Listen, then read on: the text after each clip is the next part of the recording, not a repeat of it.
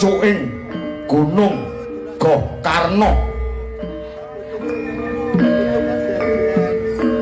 Wonten titahing Gusti ingkang nembe hanggeding kang ana pucuking Aldaka.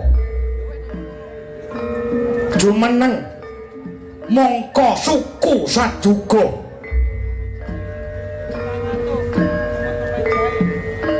lah menika ta warnane Narendra ing negara Ngalengka Diraja Sang Rahwana ingkang nembe teteki Yoga Brata meper kang hawa nafsu ingkang hangesti hamung marang purbaning Gusti kang Maha Suci.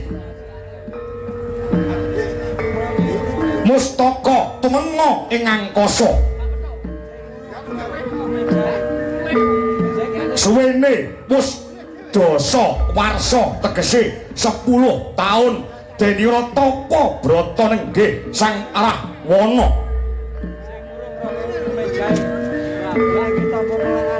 Saben setahun sirahe wimbuh siji nganti genep 10 mustakane Sang Rahwana Raja akarya gara-gara geger pepuyengan ana madyaning Kahyangan Suralaya. Hanjari Sang Hyang Manikmaya ya Sang Hyang Guru tumedhak ana pucuking Gokarna mrepeki Sang Maratapa.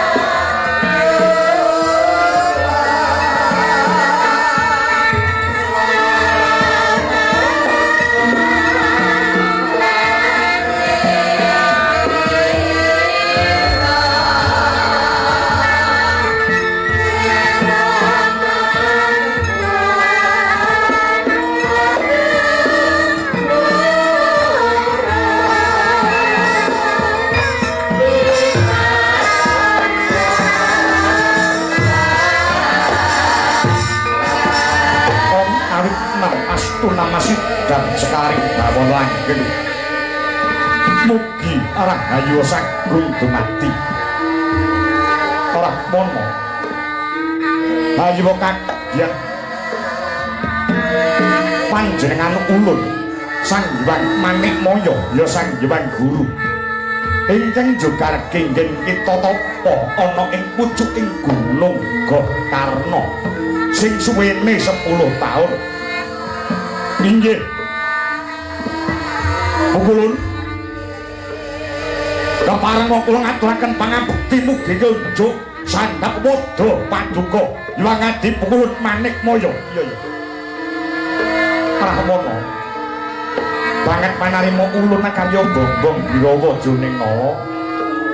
Ora liwat pangstulun bae tamanana Rahwana. Inggih. Kula pundi saengga jimating gesang kula. Kepareng kula nyuwun dawuh kaya wonten wigatos ingkang pundi dene paduka jugaraken ingkang nembe tapa brata Rahwana. Wonten dawuh 10 taun nduk rewangi cegah dahar kelawan guling. Nggonmu meper hawa nafsu gedhe perbawane setemah Suralaya kasempya ing kanang goro-goro. Mubah mulak-mulak ndute siblek kedaba luber kawah candra dimuka ngakak tutuke kumitir petite sang Hyang Nagaraja akarya bingung bilung-lungan sagunging para dewa Dewi Hapsara miwah Hapsari. Saengga dina samangku ulun mrepeki kelaman jeneng kita lugune bakal ngudaneni tegese minangkani apa sing dadi sedyaning nala. 10 taun nggonmu tapa brata ana ing Gunung Gokarna iki. Nggih, Pukulun matur sembah nuwun. Ewa dene kalenggan samangke paduka sampun kepareng mrepeki dumateng kula pun arah wana. Sedyaning nala gegayuhan kula mboten sanes. Rehne kula menika pinercaya dados ratu wonten ing negari Ngalengka. Kula kepengin dadi ratu ingkang sekti mandraguna prawira jayeng palagan paribasan tinatah mendhat jinara menter. Kadegdayan kula boten wonten ingkang ngungkuli kelebet. Kula duweni pepinginan kasekten kula sak nginggile para dewa. Dewa tanding kawan kula tertamtik kemawon boten badhe monggo mulya. Kadegdayan kula kangge sana nyekel kang setong ngregem jagat saisine.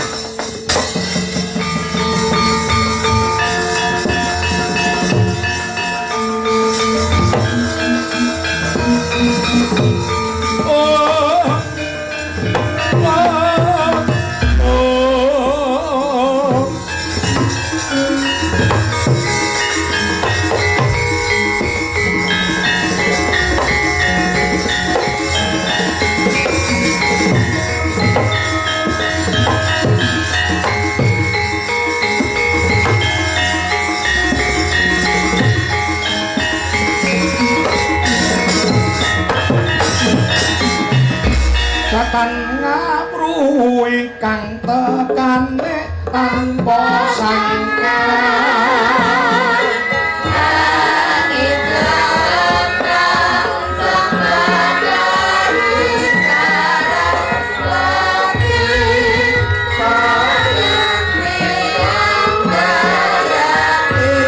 Kang Sarta kadegdayanmu ngungkuli lawan kasektene para dewa ing kayuwangan Suralaya.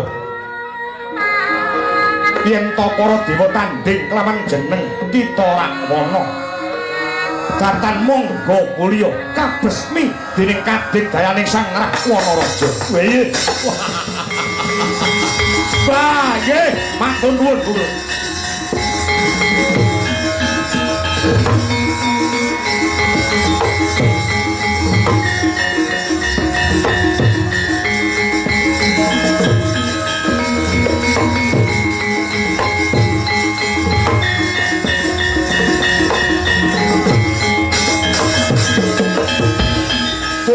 Tata Gati Wisaya Indriyaksa Sura Naruto Pawana Bana Maragana Sami Rana lan Parayang Ponco Bayu Ponco Bayu wisikan magulingan limo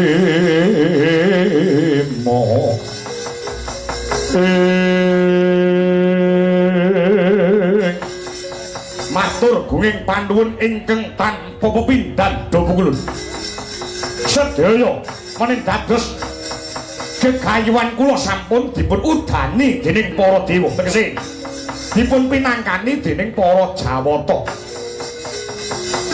mila saking menika Rahwana wonten dawuh saliyane kowe duwe kadigdayan kang sarta kasekten ingkang ngungkuli kadigdayane para dewa nggonmu wis 10 taun tapa brata ana ing Gunung Gohkarna iki saben setahun sirahmu wuwuh utawa tambah siji mongko genep setahun tambah siji iki wis genep 10 taun tegese mustakamu utawa sirahmu genep 10 mula kowe wenang jejuluk Prabu Rahwana ya Sang Prabu Dasamuka.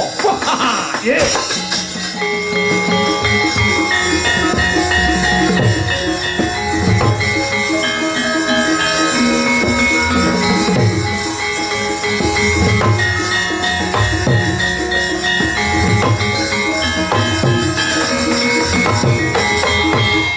Lamun jeneng sira Triwikrama tegese jeneng sira nesu ingkang tanpa kena binendung mustaka sirah kita bakal wuwuh dadi 10 kaya dene wani ngrangsang jagat saisine.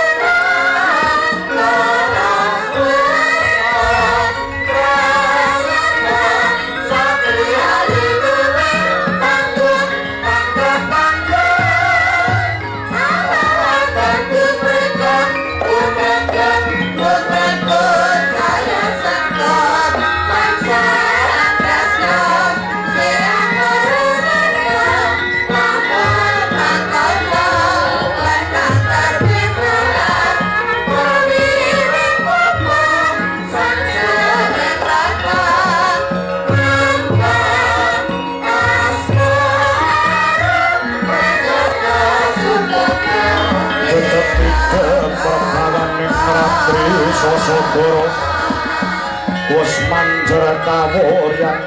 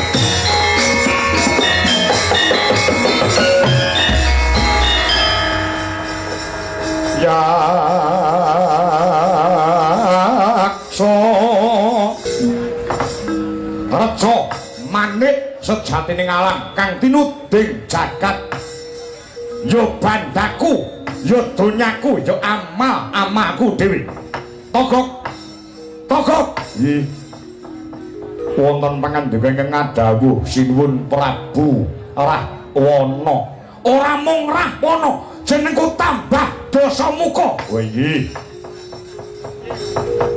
keparing kula ngaturaken pangabekti mugi kunjuk sandhep padha paduka ing sinuwun Prabu Dasamuka. Ya. Wis sak tampa bener becik akarya bombong rasa tumraping Prabu Dasamuka pangestuku tampanono kok. Nggih. Sampun kula tampi kapetekaken wonten ing Dodo rumeketing Pardaya miwah ana daging kayuwanan penakne nggon mulungguh. Nggih.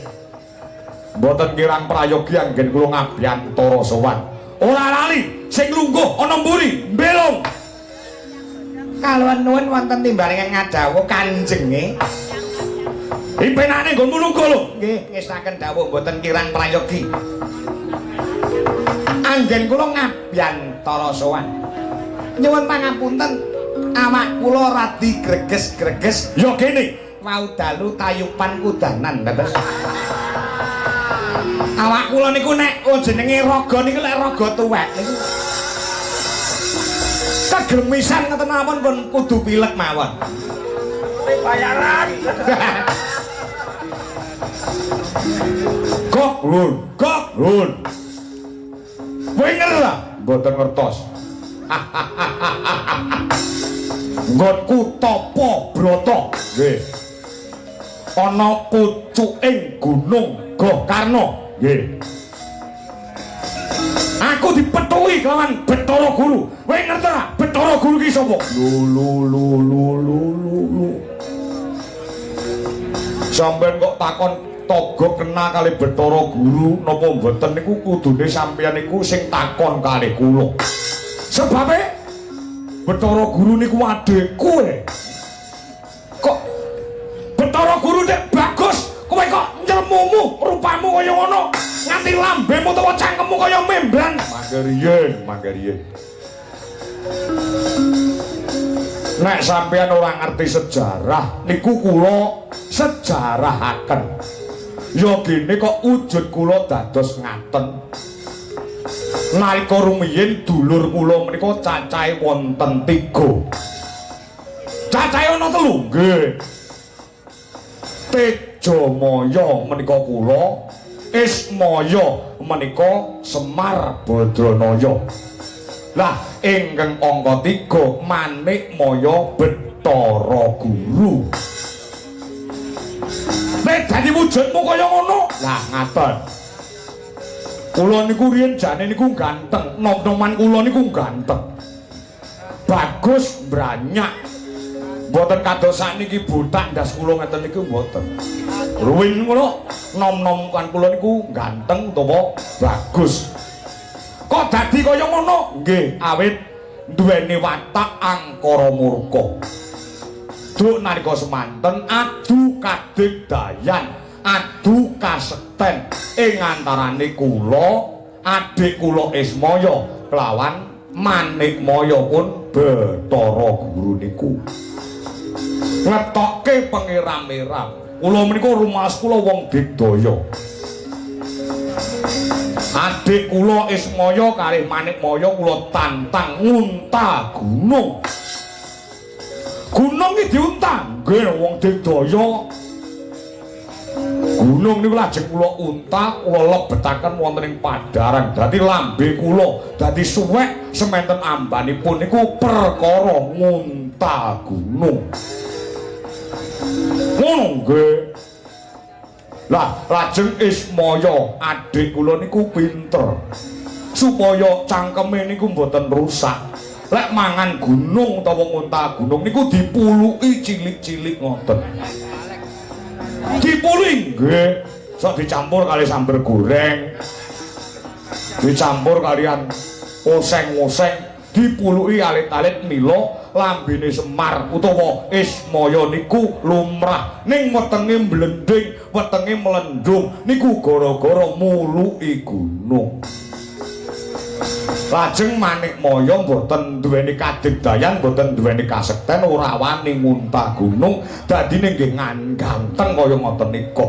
Sejarahe ngoten niku dadi nek sampeyan takon kula kali Bathara Guru niku kenal napa mboten? Lho niku adik kula ngoten.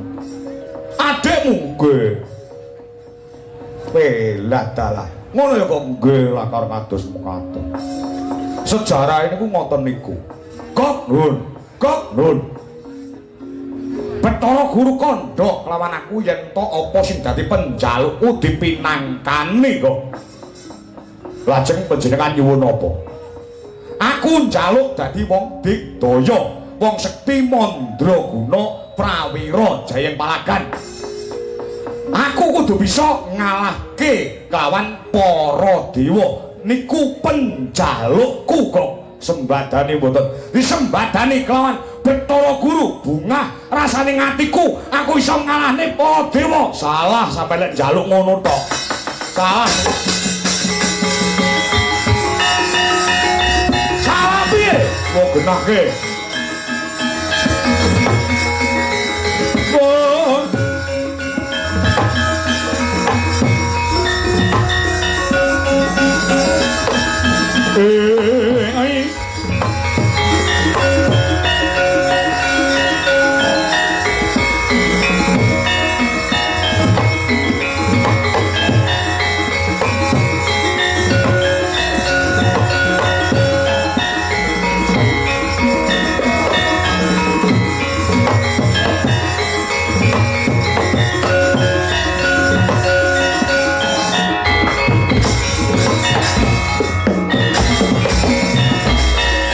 Dadi atur tur miturut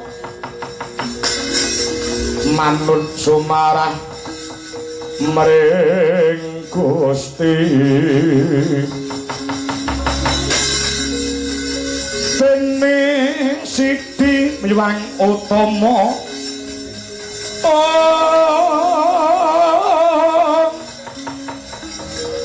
panindak ing praja ngadil bejo dadi bendara ori nurupan mring para abdi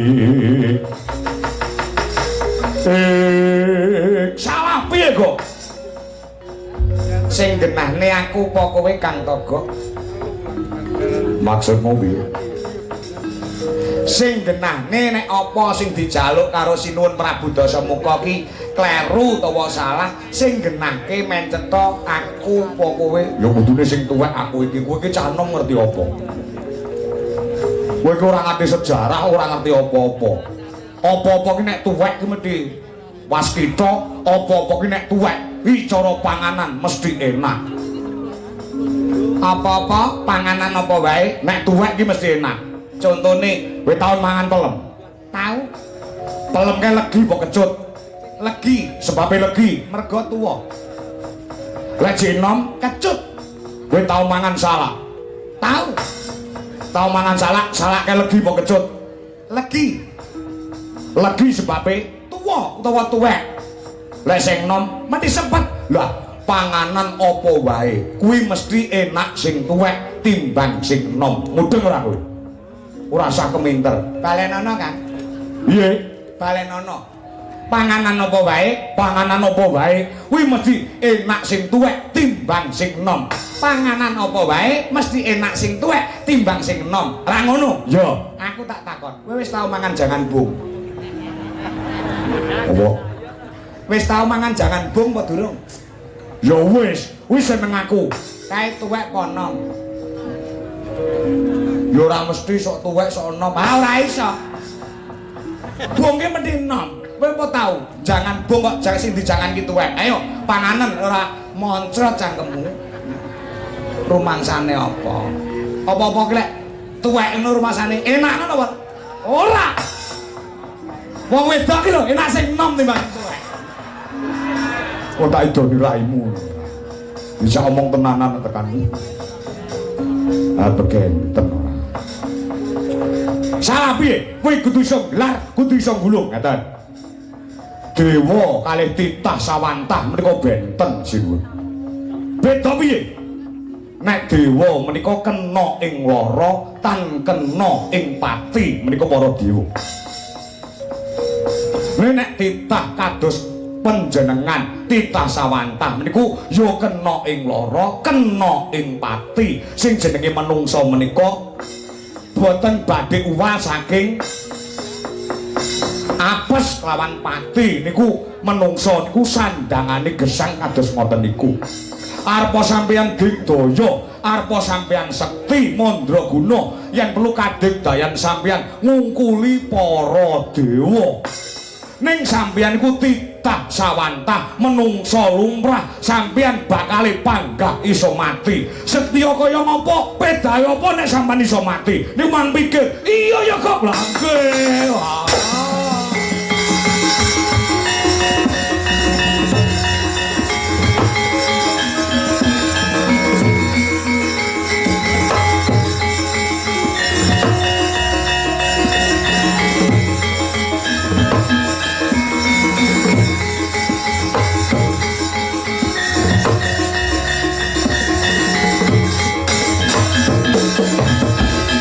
Lenging kriya mangung kong kanduhan rimang lereno tanpa kandhen yen tan tuloso mengko sang Jahutama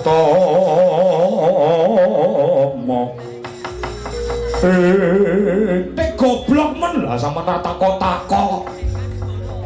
Kula niku wonten negari Ngalengka menika dapur minangka batur punakawan utawi pamong. Batur menika saka tembung ngembat-ngembat pitutur, nuturi panjenengan, paran pitakon panjenengan. Punakawan saka tembung panakawan, pana menika weruh, kawan menika kanca. Kudune sampeyan niku takon kalih kula nek duweni penjaluk karo dewa. Niku dipol, dipentokne sisan. Kok, sego wis bacot dadi bubur. Lah nggih. Ning nuwun sewu. Nuwun sewu nggih. Enten lho menungsa utawa titah sing boten iso mati. Apa yo? Nggih. Titah utawa menungsa kok ora iso mati iki sebabe duwe aji Pancasunya. Niku mboten iso mati.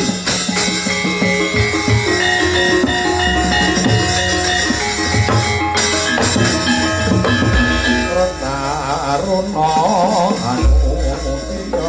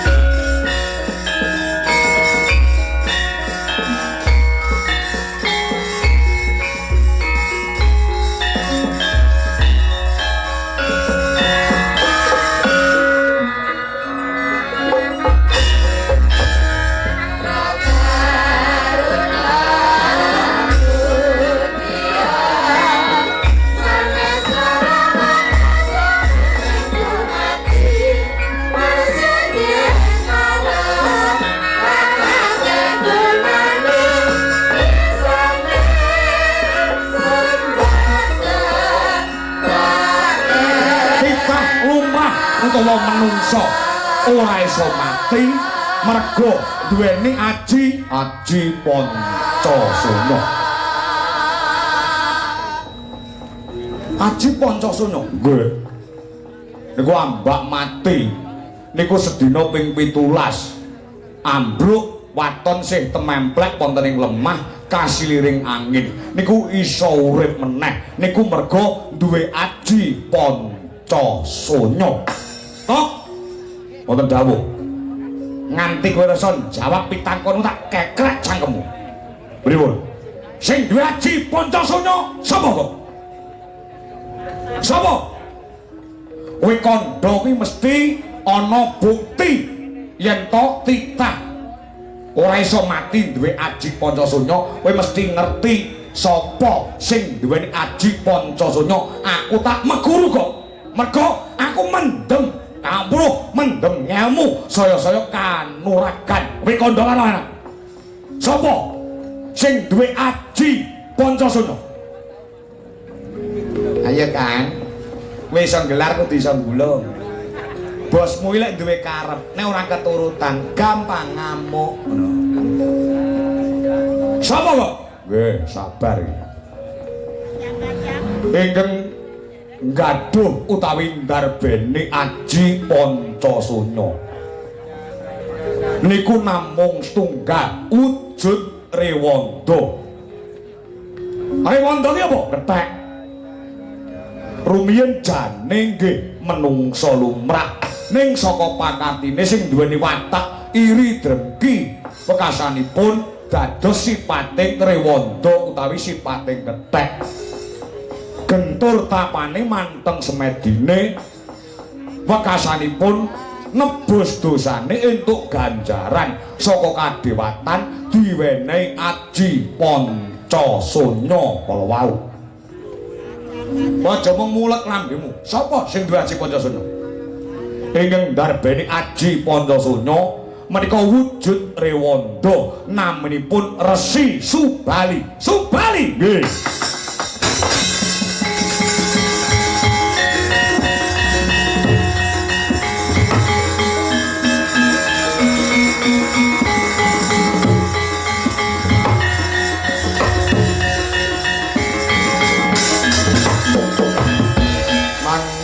Guru sesumbar lindu ketara bumi kuncing kumalud guntur katok humuk humuk kang jolonidi lumimbak penyu kumambang manggone neng ngendi kok sing mau kandhane duweni aji Pancasuna sing jenenge Resi Subali mau manggone neng ngendi? Menawi boten klentu rikenggan samangke Resi Subali menika nembe tapa ngalong. Tapa ngalong, tapa ingkang gumandul wonten ing wit-witan wonten telenging wana Sunya Pringgo. Wana Sunya Pringgo? Nggih. Aku titip negaraku kok. Sampeyan nyandi? Saiki arep budhak nyang wana Sunya Pringgo. Aku kepengin nyecep kampruh, nyecep ngilmu yen perlu aku kudu bisa duweni aji Pancasuna kanggo sono supaya aku ora iso tumeka pati. Mbok sesuk-sesuk ora. Nek aku duwe karep saiki kudu budhak. Nggih, sinartan sembah Gusti muga-muga sembodo sing jinangka katekan ingkang ginayuh dening Paduka Sinuwun arah Wanaraja budhal dina samangka titip negara kamangka kok. Nggih.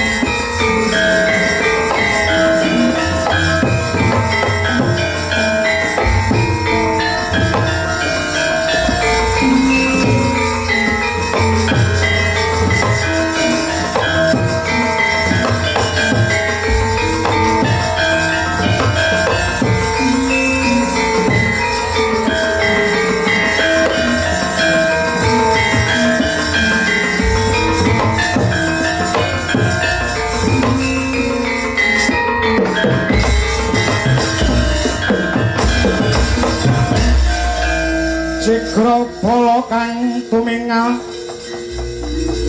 acampo samya medali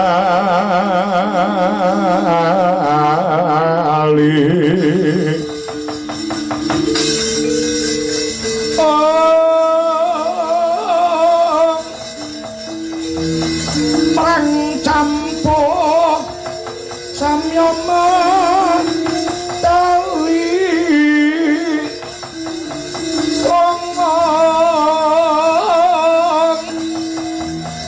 bencang sangaji mijil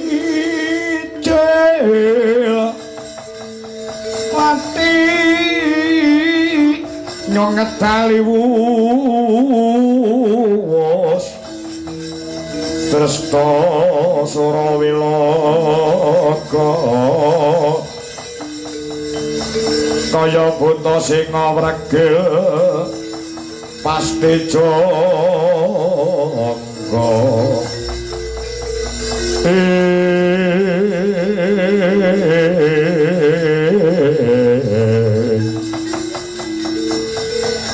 ya jagat ya dewa ya bathara nitik saka busana utawa penganggon iki sipating Nalendra utawa ratu nanging kok ora duweni tata krama ora duweni tata susila ninggal unggah ungguh kowe kuwi ratu saka ngendi lan sapa jejulukmu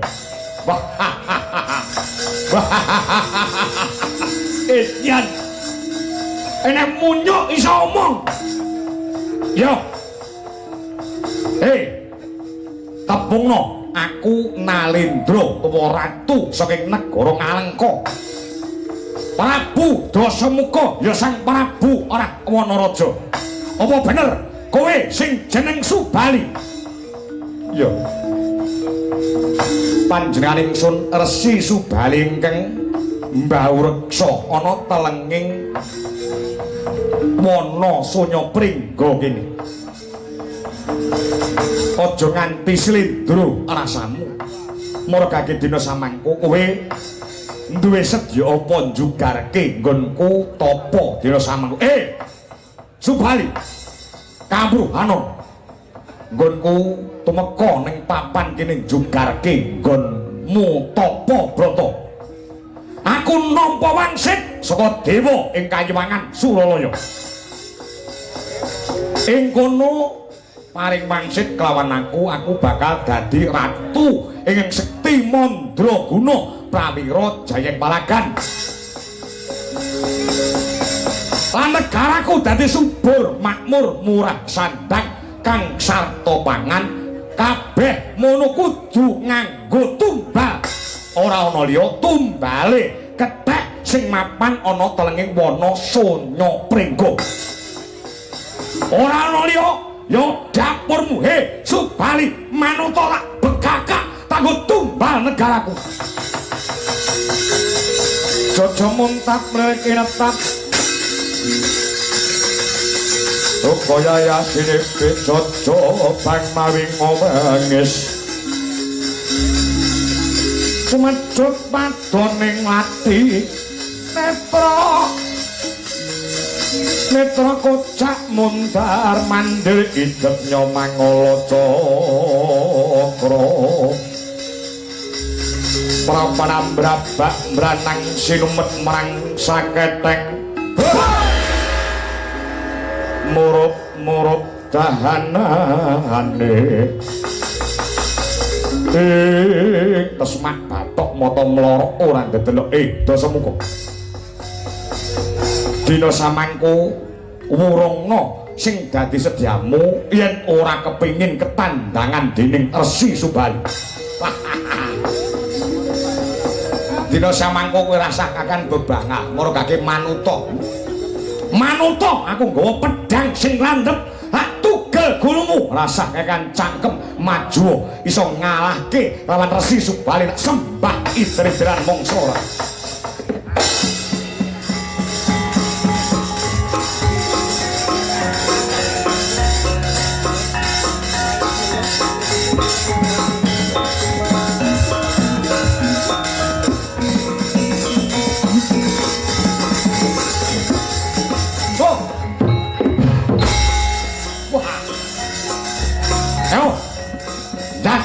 adik dayane. Arah Wanaraja. Ayo. Aja dadak kanggo kesuwen. Ora minggat saka Wanasanya Pringgo. Ora bakal iso metu saka papan kene. Bali mung kari aran. Wah, bekedes. Hei! Ya.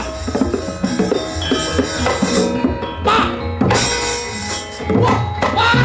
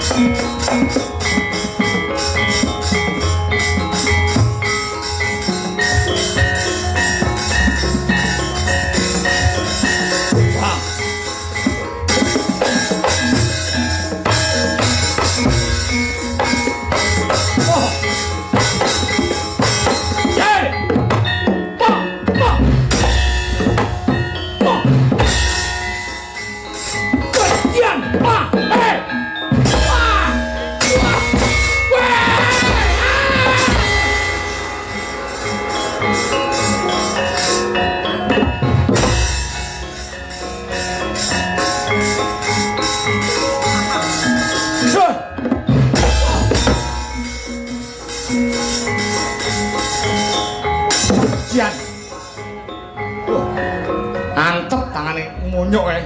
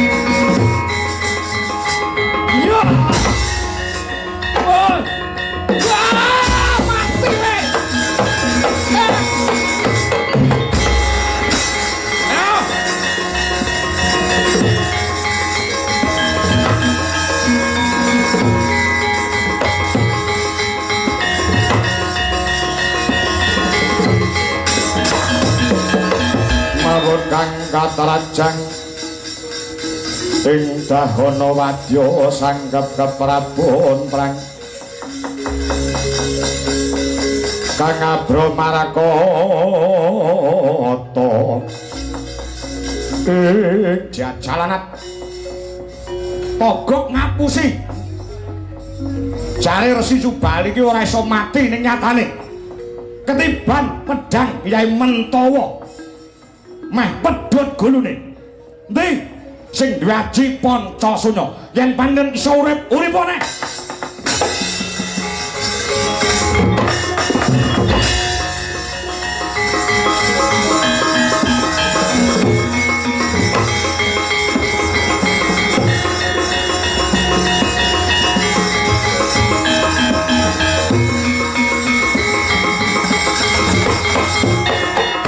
Aji Pancasunya reksakaning bumi kang winegem dening Sang Resi Subali nadyan to sedina mati ping 17 paribasan lamun to isih ngambah ana ing Bantala tegese ngambah lemah kasiling angin gregak urip meneh Sang Resi Subali Pancasunya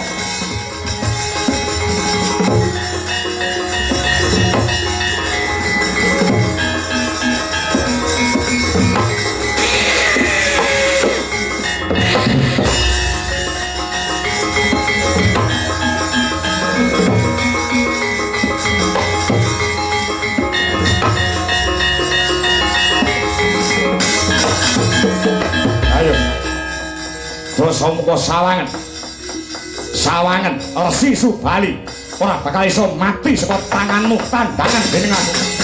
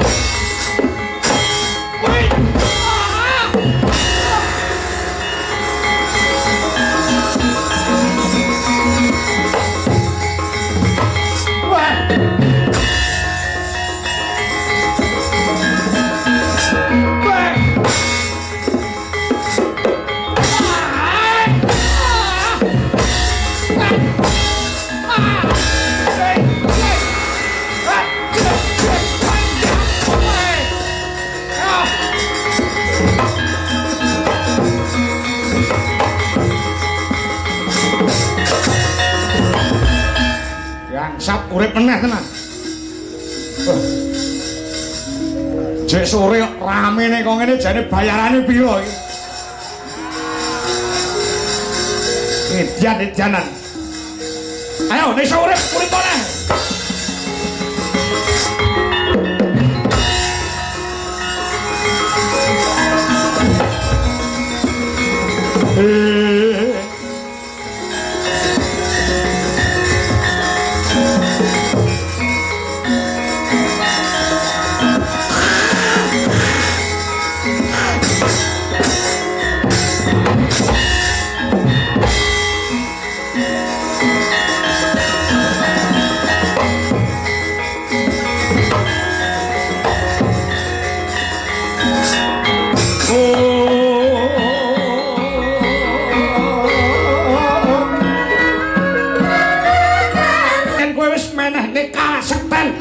Pancasunya tanggo nyametke jagat saisine yen perlu aja nganti negaraku dijamah karo Israel.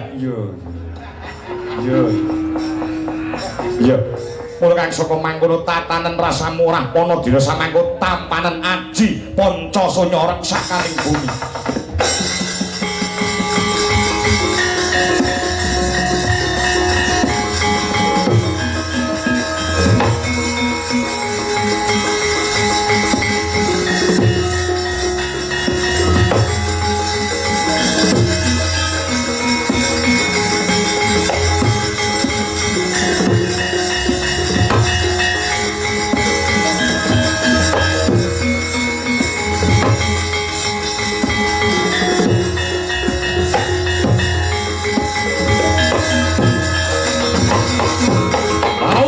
Kocap tingkem netra kekalih Sang Resi Subali ngeningaken Pancandriya ana daya pangaribawa kang narik isining jagat bumi geni banyu angin lan swasana manunggal dadya sajuga iku kang sinebut Aji Pancasanya ana sorot sakonang gedene mijil saka anggane Sang Resi Subali lumayan manjing mring anggane Sang Rahwana Raja cap Aji Pancasanya wis kasarira dening Sang Dasamuka.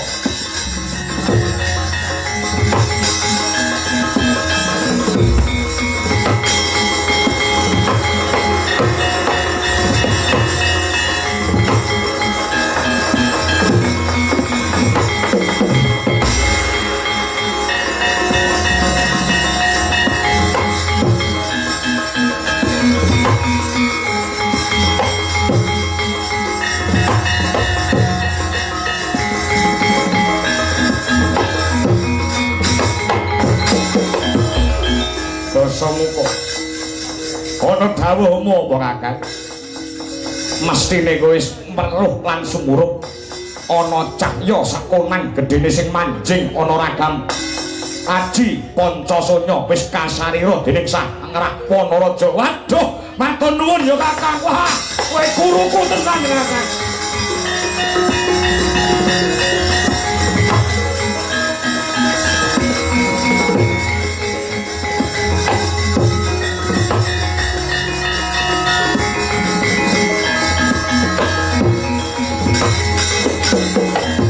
Kakangmu modhalan dina becik besok amendemo garis kang prayitna Saywa Saranta wong Ndorwati tinumpes paniku pangawak Pandhawa janjimu Gondelana Dasamuka sipating Nalendra Munulati lan Makarekti kudu nyawiji Pancasanya sing wis jeneng sira regem kanggo ngayomi kabeh para kawulamu aja nganti monggo srana ngumbar marang angkara murka. Ya Kakang, ya tak regem janjiku yen to kowe nganti nglincati janji kowe bakal nampa pasiksan ingkang tanpa wangenan. Nadyan jeneng sira ora isa temeka pati merga gaduh Aji Pancasanya jeneng sira sipate menungsa bakal apes juritmu lamun lumawan tanding lawan titising Sang Hyang Wisnu Bathara.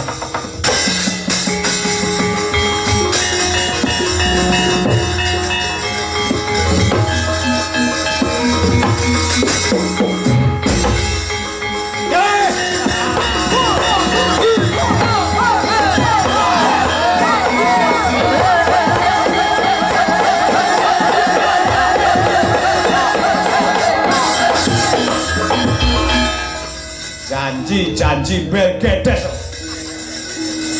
janji ora perlu ditepati janji kene duweni pamrih duweni sedya kuwi janji ning wis pamrih wis kecekel ora perlu